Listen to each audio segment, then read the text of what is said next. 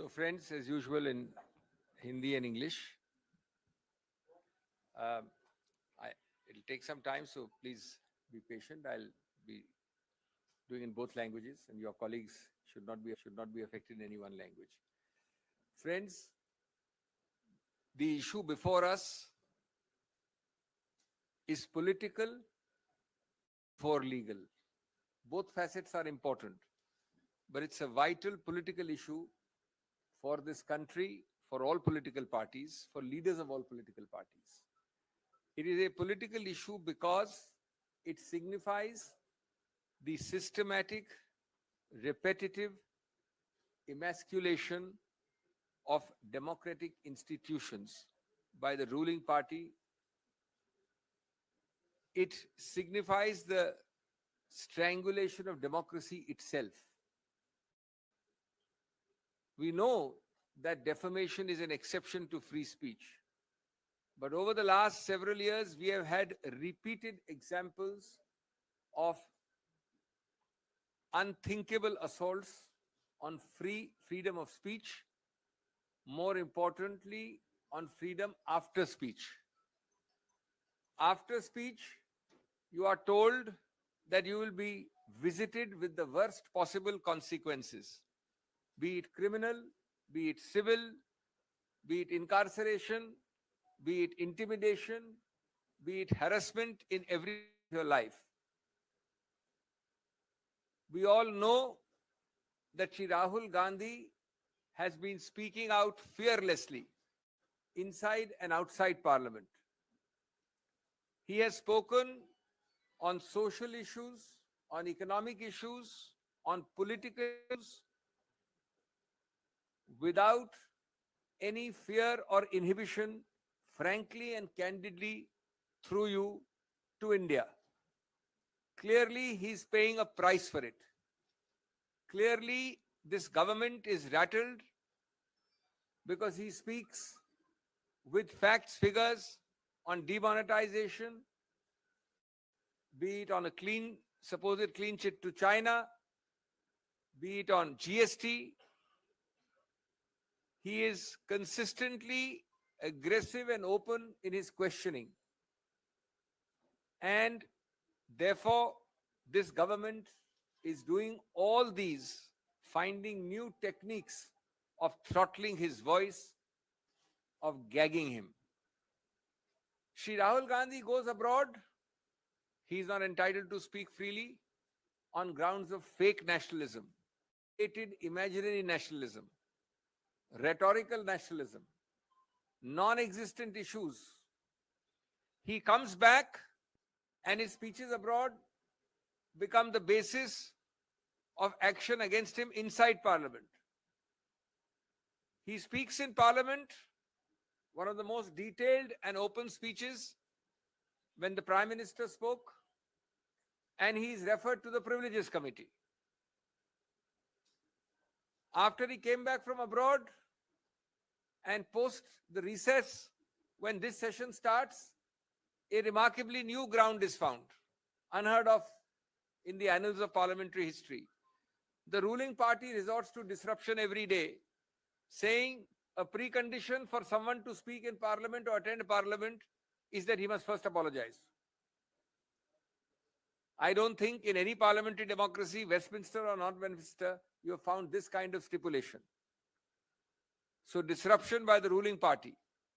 All of this is part of a pattern. All of this is part of a pattern to stop him.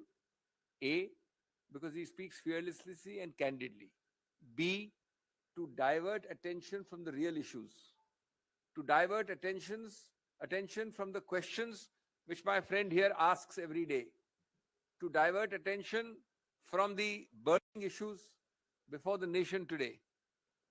And it is done also to send a message to create a fear psychosis amongst those who dare to question this government. Friends, that is the political part. That is what should concern our body polity. There is equally a legal part. I have shared some of that with you yesterday. Since we've had slightly more time, let me elaborate a little more today. When you hurry, when you are premeditated, when you have decided to do something, you make mistake after mistake after mistake. You multiply mistakes on a repetitive basis.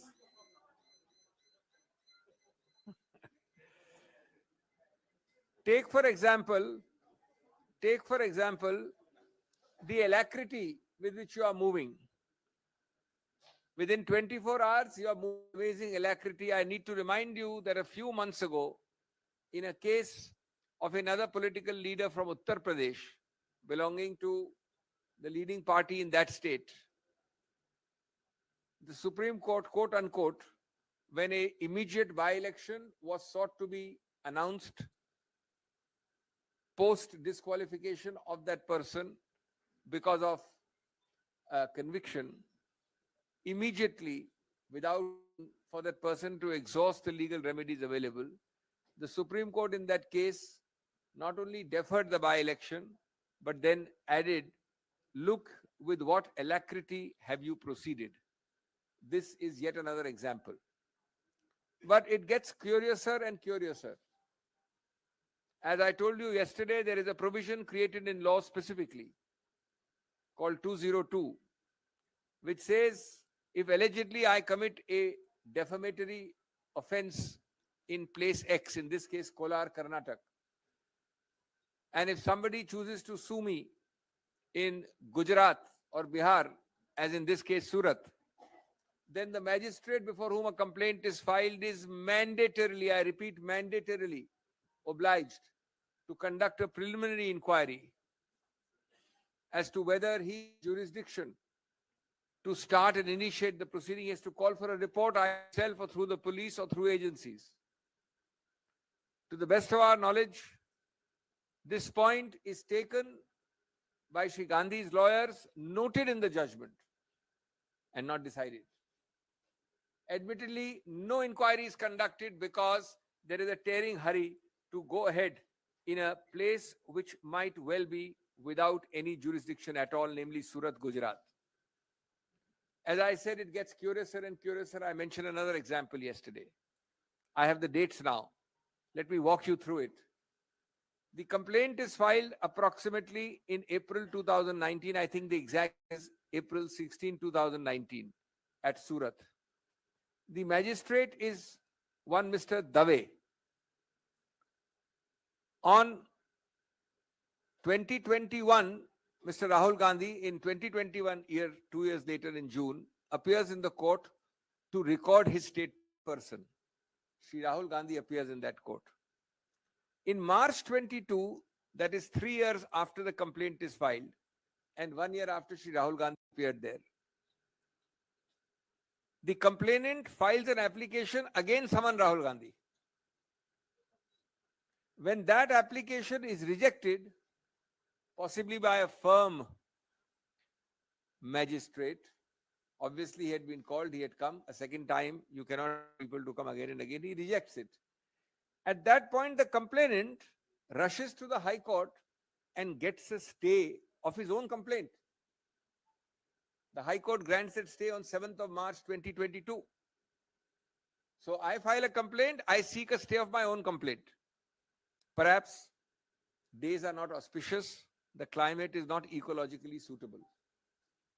Now the same complainant, after a hiatus of 11 months, when he has no interest in his own complaint, suddenly wakes up and goes on 16th February this year, seeking a vacation of the same stay which he himself obtained. And I quote, he pleads, and you must all read between the lines. We will of course take all this in the appeal. We have legal records. Quote, he says, sufficient evidence has come on record of the trial court and the pendency of the present matter delays the trial. Pendency of what matter? His own High Court petition. He says he's delaying his own trial.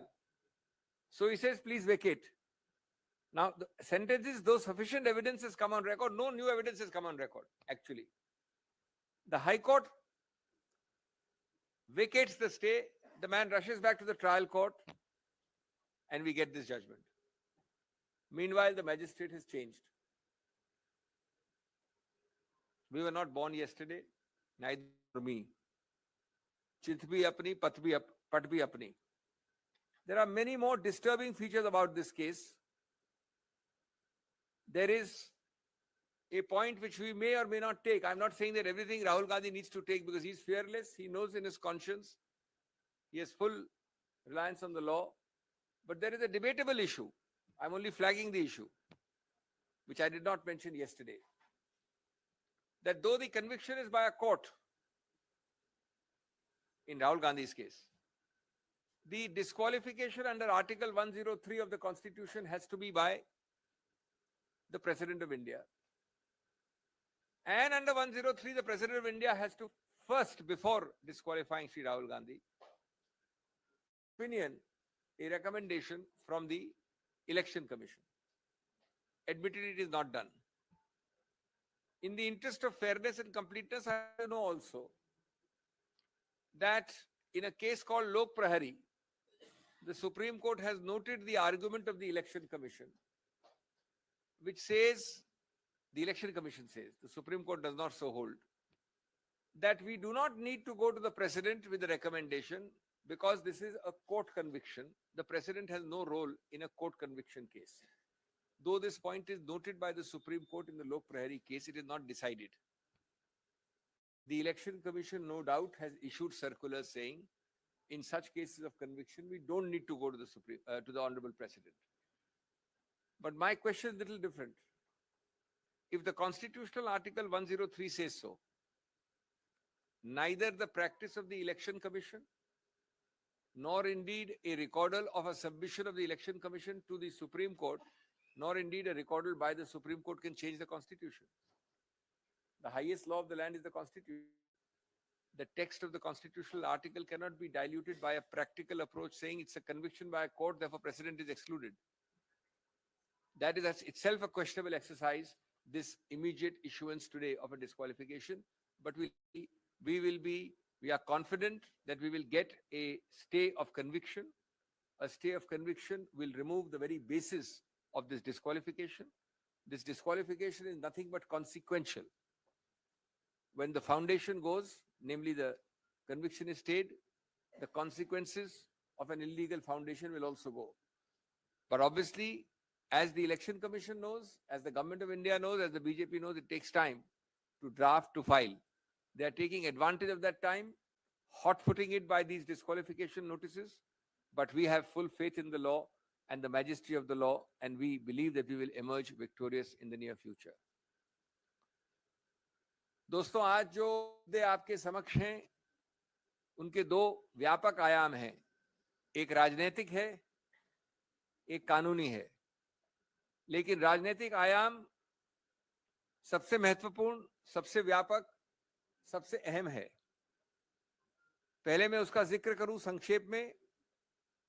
पहला बिंदु उसका यह है कि जानबूझकर, बार-बार, सोच समझकर, एक सूझे बूझे तरीके से इस सरकार ने हर गणतांत्रिक संस्था को खत्म करने का प्रयत्न किया है, उसको चोक करने का प्रयत्न किया है, उसमें रोकथाम करने का प्रयत्न किया है.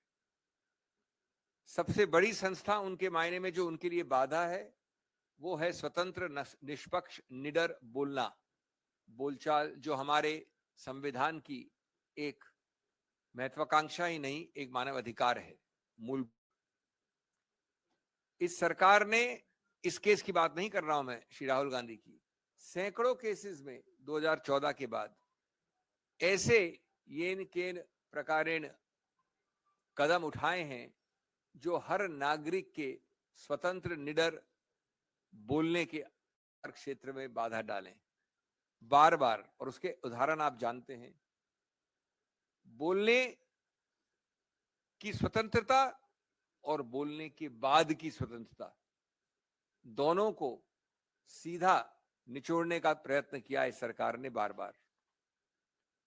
श्री राहुल गांधी, हम सब जानते हैं, ने निडरता से बार बार संसद के अंदर और संसद के बाहर अपने विचार रखे हैं, जनहित में रखे हैं, जनता के सामने रखे हैं, जनता के लिए रखे हैं.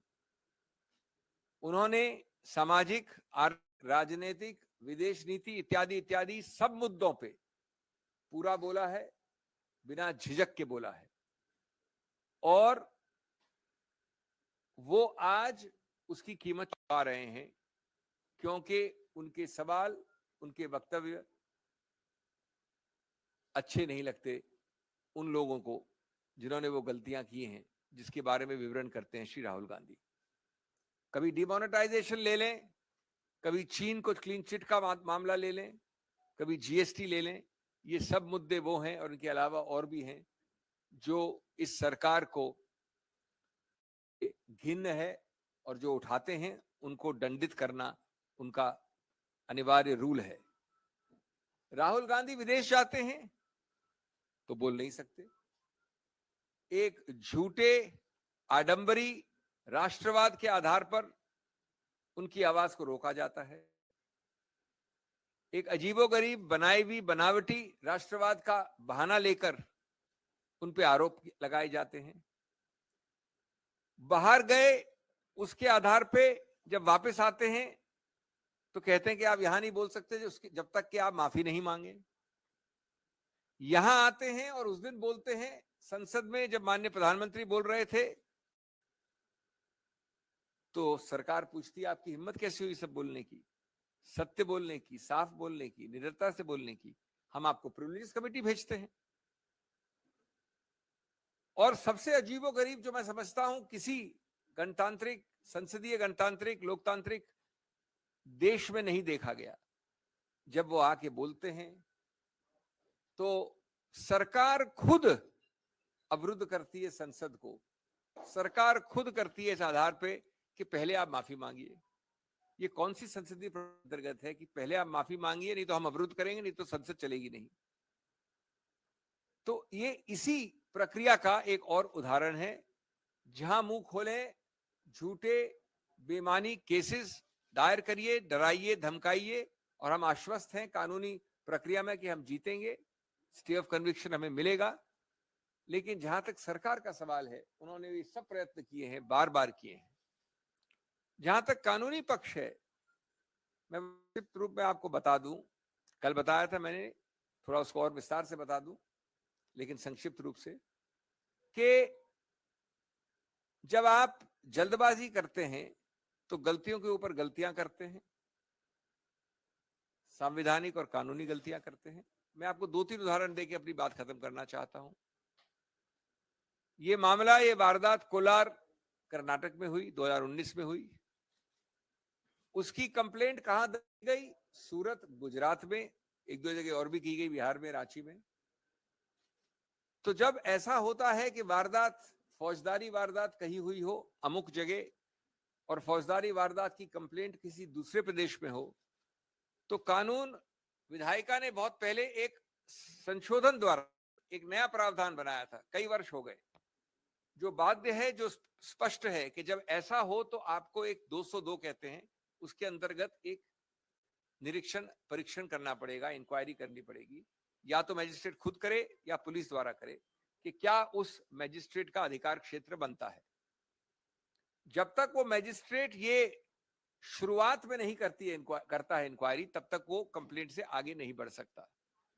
रोचक बात यह है कि ये मुद्दा स्पष्ट रूप से इस श्री राहुल गांधी केस में उठाया गया, जजमेंट में लिखा है, लेकिन निर्णित कहीं नहीं, ये इंक्वायरी कहीं नहीं हुई गुजरात मैजिस्ट्रेट द्वारा, यद्यपि ये मामला आया है कोलार कर्नाटक से।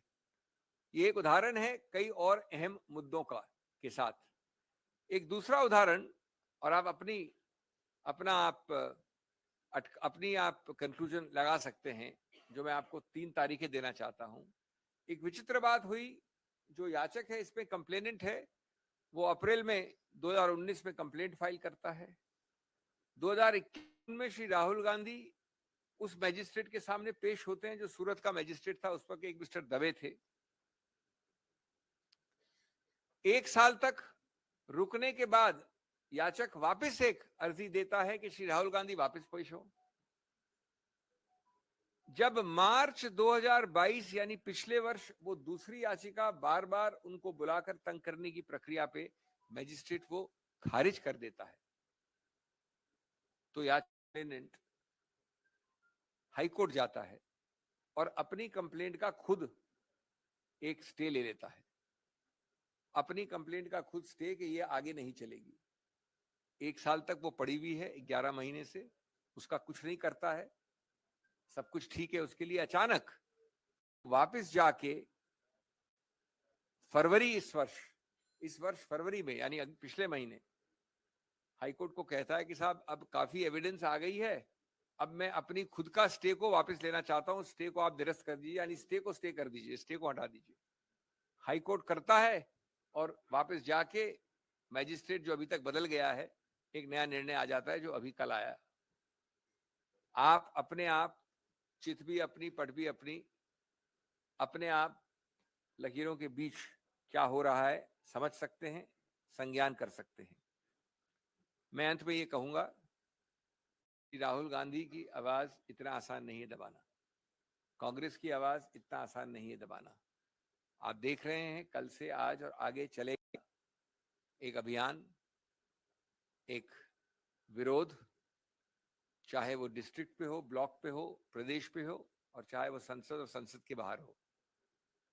ये आवाज रुक नहीं सकती है। जो तथ्य मैंने आपको कहे हैं ये बिल्कुल उजागर किए जाएंगे, लेकिन पूरा विश्वास का आश्वासन है कि ऐसी चीज जो कानून में गलत है, हम आश्वस्त हैं कि उसका सही रूप से अवलोकन किया जाएगा बड़ी अपील वाली अदालतों द्वारा, और हमें कन्विक्शन का स्टे जल्द से जल्द मिलेगा। एक अंत में बात आपको और मैं शेयर कर लूं जो कल नहीं बोली थी, हम चाहे उसको हम समक्ष रखें या न रखें, उसके ऊपर हम एक्शन ले या न ले, लेकिन आपके साथ अवगत करनी आवश्यक है। उसके दो पक्ष हैं, मैं ये नहीं कह रहा हूं कि एक ही पक्ष है। एक प्रावधान है हमारे संविधान में 103, उस प्रावधान के अंतर्गत डिस्क्वालिफिकेशन जिसको कहते हैं, जहां सांसद का सवाल है, वहां सिर्फ माननीय राष्ट्रपति कर सकता है। ये लिखा है प्रावधान में, किसमें? संविधान के प्रावधान।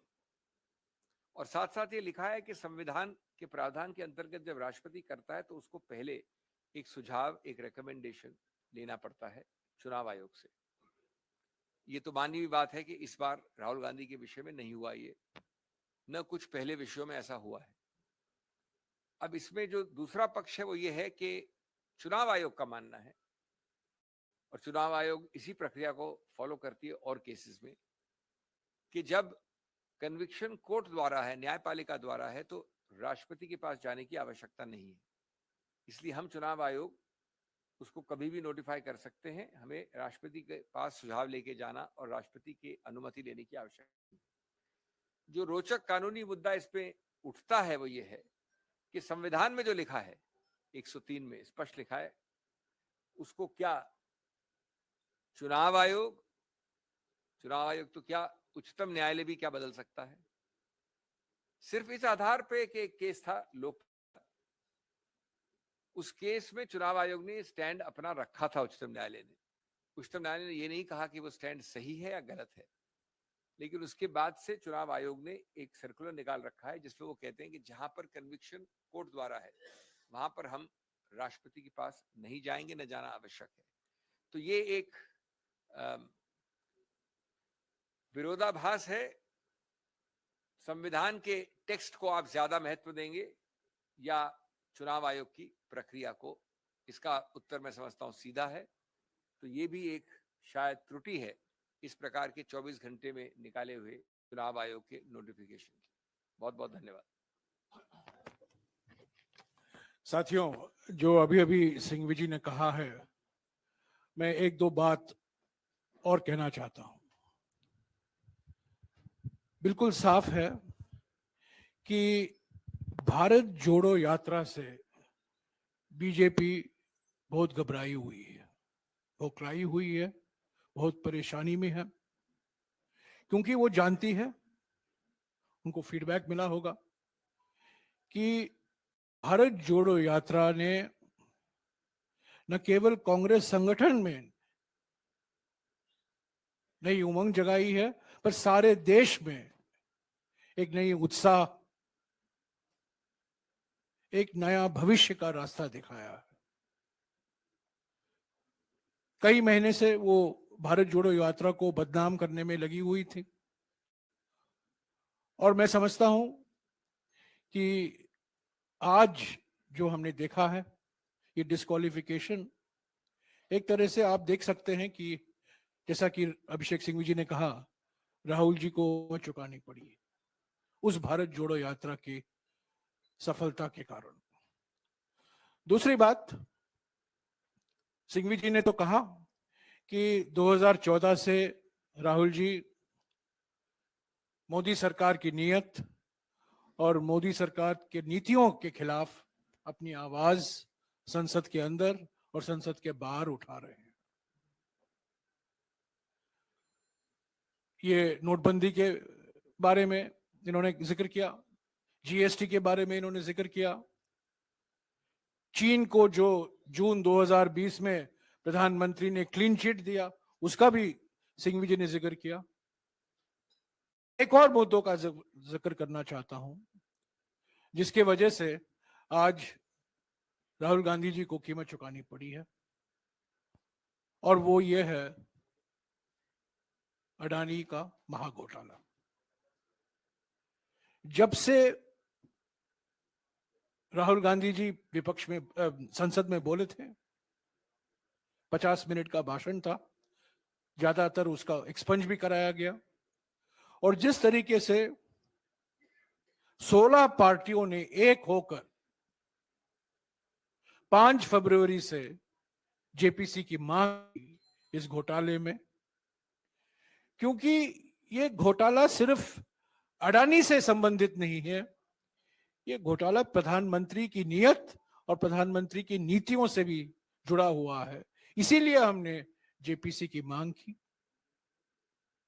आज भी हमने मांग की, कल भी हम करेंगे, परसों भी हम करते रहेंगे। और इस अडानी घोटाले से ध्यान हटाने के लिए आज इनको कीमत चुकानी पड़ी है। तो एक तरफ राहुल गांधी जी की कोशिश और दूसरी तरफ प्रधानमंत्री की साजिश, ये साजिश बनाम कोशिश, एक तरीके से आप इस तरीके से देख सकते हैं। सिंघवी जी ने तो कहा कानून के अनुसार अगले कदम हम लेंगे, समय है हमारे लिए, और कानून में कई ऐसे दरवाजे हैं हमारे लिए जो हम खटखटाएंगे। पर ये सिर्फ कानूनी मुद्दा नहीं है, ये मौलिक तौर से राजनीतिक मुद्दा है। मैं बार बार कह रहा हूं, आज भी दोहराऊंगा, ये प्रतिशोध की राजनीति, धमकी की राजनीति, उत्पीड़न की राजनीति का एक नतीजा है, एक मिसाल है। ईडी में करीब 60 घंटे का पूछताछ हुआ, आपको याद होगा, पिछले साल। और भारत जोड़ो यात्रा के दौरान ऐसे एक सवाल उठाए गए यात्रा के बारे में, राहुल जी के बारे में। उनको संसद में तो पहले बोलने दिया गया 50 मिनट के लिए, 52 मिनट के लिए, बाद में जो उन्होंने कहा उसको एक्सपंज कराया गया, और उन्होंने स्पीकर से 3 बार निवेदन की, 3 बार, एक बार नहीं, 3 बार उनको लिखा भी कि मुझे मौका दीजिए। उन्होंने रूल भी स्पीकर साहब को बताया, 357 रूल, पर स्पीकर से कोई जवाब नहीं आया, औपचारिक तौर से कोई जवाब नहीं आया, उनको मौका ही नहीं दिया गया, और आज वो डिस्क्वालीफाई हो चुके हैं। तो ये कानूनी मुद्दा तो है, कानूनी तरीके अपनाएंगे, कानून में जो प्रावधान है सिंघवी साहब ने गिनाया है उस पर अगले कदम लिया जाएगा। पर ये राजनीतिक जो मुद्दे उठते हैं, आज 5 बजे को कांग्रेस अध्यक्ष ने सभी पीसीसी अध्यक्षों और सीएलपी लीडरों के साथ बैठक बुलाई है, इस पर हम विचार करेंगे। फाइनेंस बिल पास हो गया है लोकसभा में, तो सोमवार के बाद पार्लियामेंट का चलने की गुंजाइश मुझे तो नहीं दिखती है।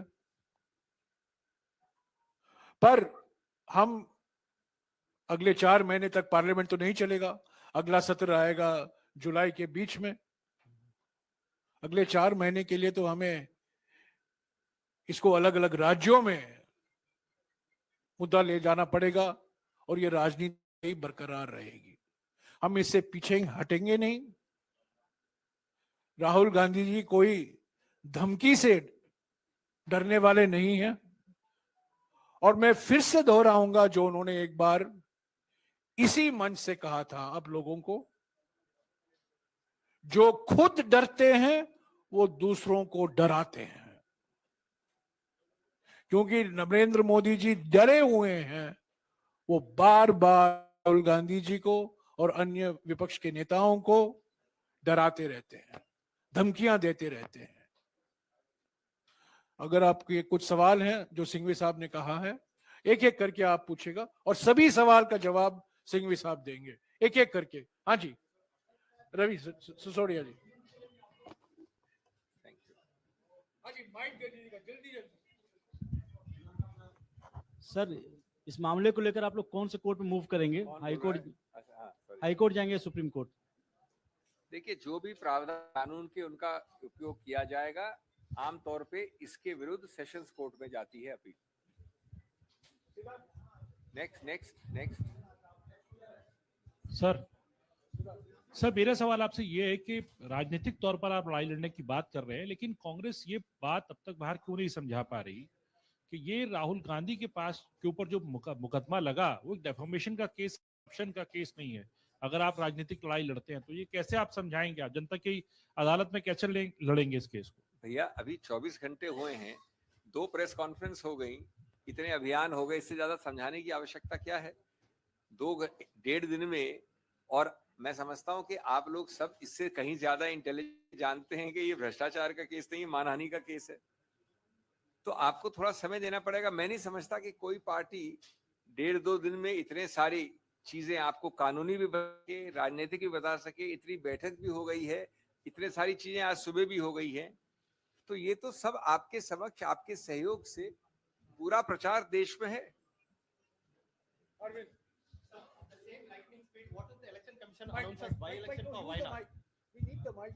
At the same lightning speed, what if the election commission announces by-election for Wayanad Parliament constituency? I am not going to be surprised at all.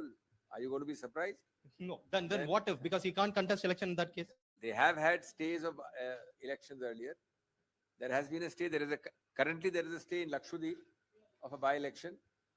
So there is no vacuum in law in India. We'll have to take legal recourse. The point is not legal recourse. The point is, if you are the government, is it fair that today the judge comes, tomorrow you announce the disqualification, that is today, and day after, that is on Saturday, you announce a by-election. It is not legal. You judge for yourself the malafide, the malice, the fear, the arbitrary.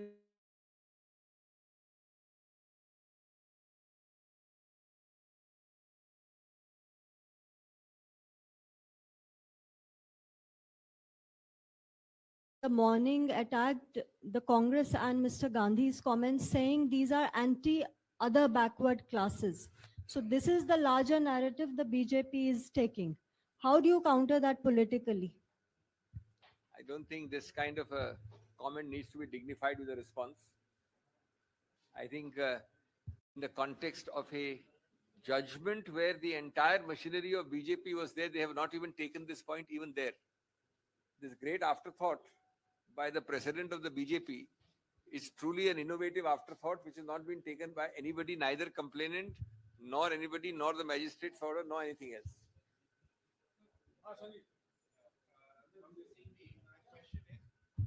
My question is more in the nature of a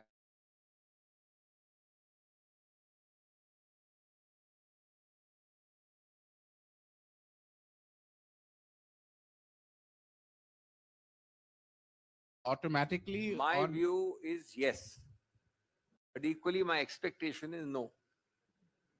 What does My view precedent is say? that the foundation that there is nothing specific because everything is not written down. Good governance, common sense, fair play is assumed by the writers who make the law constitution. They don't write down that if X happens, then Y must automatically follow. But I'm asking something which will appeal to your common sense. It is nobody's case that Rahul Gandhi's disqualification is based on anything, I repeat, anything other than a 2-year conviction in a case. That means the imarat is put on that conviction.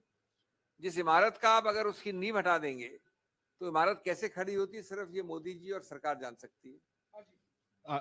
Hi, good afternoon, sir. Ashmit from CNBC